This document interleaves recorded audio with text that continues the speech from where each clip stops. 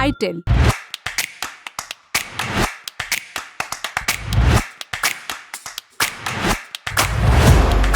नमस्ते, मेरा नाम उपासना है और आप देख रहे हैं द लल्लन टॉप का डेली फाइनेंशियल बुलेटिन खर्चा पानी। ये जो आप स्क्रीन पर 3 तस्वीर और उनके सामने लिखी रकम देख रहे हैं, इन तीनों में 2 बातें कॉमन हैं। पहली ये कि ये तीनों भगोड़े हैं, माने ये देश छोड़कर जा चुके हैं।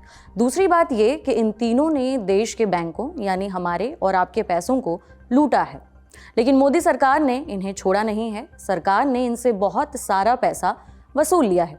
अब सोच रहे होंगे कि अचानक से आज हम इन भगोड़ों की बात क्यों कर रहे हैं, तो चलिए तफसील से बताती हूँ। इस समय संसद का सत्र चल रहा है। इस दौरान वित्त मंत्री निर्मला सीतारमण ने जानकारी दी है कि देश के बैंकों को अरबों रुपए की चपत लगाने वाले भगोड़े विजय माल्या, नीरव मोदी और मेहुल चौकसी समेत कई दूसरे डिफॉल्टर्स से मोदी सरकार ने 22,000 करोड़ रुपए से ज्यादा की वसूली की है। वित्त मंत्री ने संसद में कहा, ईडी ने prevention of money laundering act यानी PMLA कानून के तहत संपत्तियों के वैध मालिकों से काफी पैसे वसूलने में महत्वपूर्ण प्रगति की है। ईडी आर्थिक अपराधियों से रिकवरी के लिए PMLA का अच्छे से इस्तेमाल कर रही है। उन्होंने कहा कि PMLA के तहत ईडी ने प्रमुख मामलों में कम से कम 22,280 करोड़ रुपए की संपत्तियां सफलतापूर्वक वापस हासिल की हैं।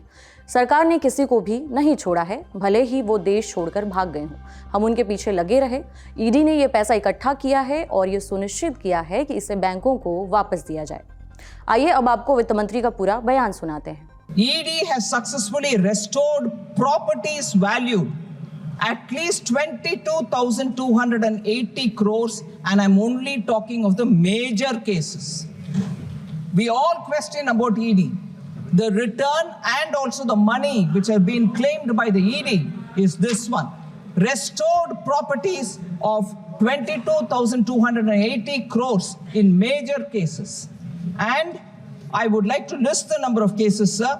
Vijay Mallya case, 14,131.6 crore. Complete amount of the attached property has been restored to the public sector banks.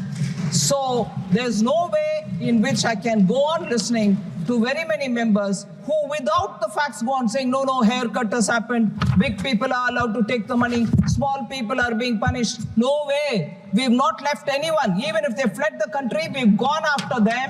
ED has collected this money and given back to the public sector banks. Nirav Modi case, 1,052.58 crores has been restored to the public and private banks.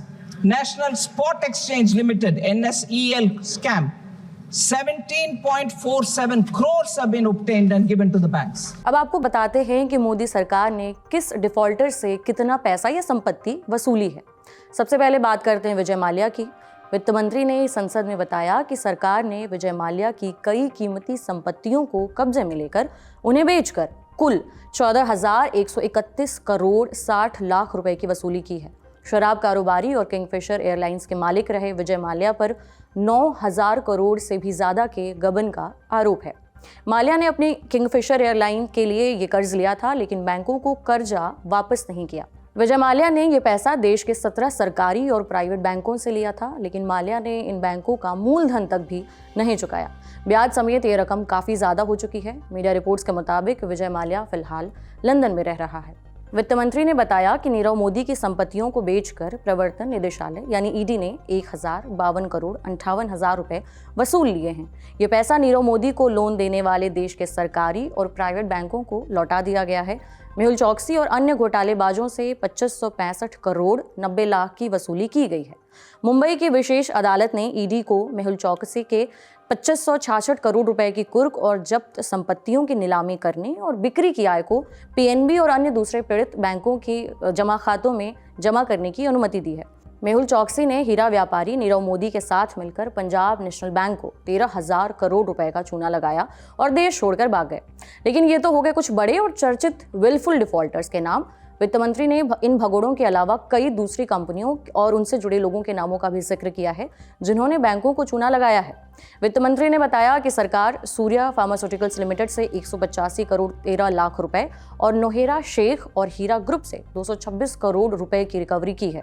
इसके अलावा national spot exchange limited यानी कि NSEL घोटाले के अभियुक्तों से सरकार ने 17 करोड़ 47 लाख रुपए की वसूली की है। साल 2013 में नेशनल स्पॉट एक्सचेंज लिमिटेड द्वारा पेमेंट डिफॉल्ट का मामला सामने आया था। इस केस में 6000 से ज्यादा निवेशकों के करीबन 5600 करोड़ रुपए फंसे हुए हैं। ईडी ने SRS ग्रुप के 20 करोड़ 15 लाख रुपए, रोज वैली ग्रुप से 19 करोड़ 40 लाख, नायडू अमृतेश रेड्डी और अन्य से 12 करोड़ 73 लाख रुपए की रिकवरी की है। नफीसा ओवरसीज और अन्य से 25 करोड़ 38 लाख रुपए वसूले गए हैं। इसके अलावा Bhushan power and steel limited के मामले में सुप्रीम कोर्ट ने JSW को 4025 करोड़ रुपए की संपत्ति वापस करने का आदेश दिया है। ये पैसा भी बैंकों को लौटा दिया गया है। किससे कितनी वसूली हुई है? Vijay Mallya 14,132 crore, Mehul Choksi 2,566 crore, Nirav Modi 1,053 crore, SRS group 20 crore, Rose Valley group 19 crore, Surya pharma 185 crore, Nowhera Shaikh Heera group 226 crore, Naidu Amritesh Reddy और अन्य 13 करोड़, नफीसा ओवरसीज और अन्य 25 crore, Bhushan power and steel limited 4025 crore. हमने अभी आपको ग्राफिक के जरिए बताया कि किस डिफॉल्टर से कितनी रकम की वसूली की जा चुकी है। अब आगे बढ़ते हैं। अपने संबोधन में वित्त मंत्री ने आर्थिक अपराधों के खिलाफ सरकार के अडिग रुख को दोहराया। साथ ही इस बात पर जोर दिया कि ये लड़ाई पूरी ताकत के साथ जारी रहेगी। उन्होंने संसद में भरोसा दिलाया कि जिन लोगों ने बैंकों को या फिर दूसरे तरह की धोखाधड़ी की है, सरकार इस तरह के आर्थिक अपराधियों की संपत्तियां बेचकर बैंकों समेत उनके असली मालिकों को लौटा देगी। इसके अलावा विदेश में काले धन के मुद्दे पर चर्चा करते हुए वित्त मंत्री ने 2015 में लागू किए गए ब्लैक मनी एक्ट के बारे में भी बताया। उन्होंने कहा कि इस एक्ट का काफी असर हो रहा है। उन्होंने बताया कि टैक्स पेयर्स स्वेच्छा से अपनी विदेशी संपत्तियों का खुलासा कर रहे हैं, उनकी तादाद तेजी से बढ़ी है। उन्होंने आंकड़े साझा करते हुए कहा कि विदेशी संपत्ति घोषित करने वाले करदाताओं की संख्या 2021-22 में 60,467 थी, लेकिन वित्त वर्ष 2024-25 में ये संख्या बढ़कर 2 लाख से भी ज्यादा हो गई है। साथ ही जून 2024 तक सरकार ने ब्लैक मनी एक्ट के तहत 697 लोगों के खिलाफ कार्रवाई की है और करीबन 20,000 करोड़ रुपए टैक्स चोरी में पकड़े गए हैं। इन सभी की जांच हो रही है। इसके अलावा वित्त मंत्री निर्मला सीतारमण ने खुलासा किया कि सरकार ने बेहिसाब और अघोषित विदेशी संपत्तियों के खिलाफ कड़ी कार्रवाई की है। Panama papers, Pandora papers, HSBC और ICIJ लीक जैसे हाई प्रोफाइल मामलों में जांच जारी है। इनमें 120 मामले वर्तमान में जांच के दायरे में हैं। इन जांचों में तेजी लाने के लिए सरकार ने एक मल्टी एजेंसी ग्रुप का गठन किया है। सरकार को 582 मामलों में 33,393 करोड़ रुपए की अघोषित आय का पता चला है।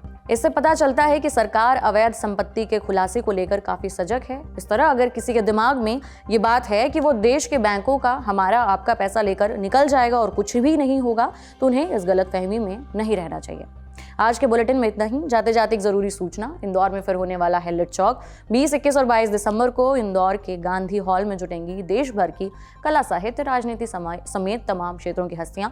सुबह 10 बजे से लेकर रात 10:30 बजे तक होगा ये जमावड़ा। आप भी पहुंचिए। आज के लिए ये खर्चा पानी का बुलेटिन लिखा था हमारे साथी प्रदीप यादव ने। आपको ये कैसी लगी जानकारी हमें जरूर बताएं कमेंट बॉक्स में। अगले एपिसोड तक अपना ख्याल रखें। देखते रहिए द लल्लन टॉप। शुक्रिया।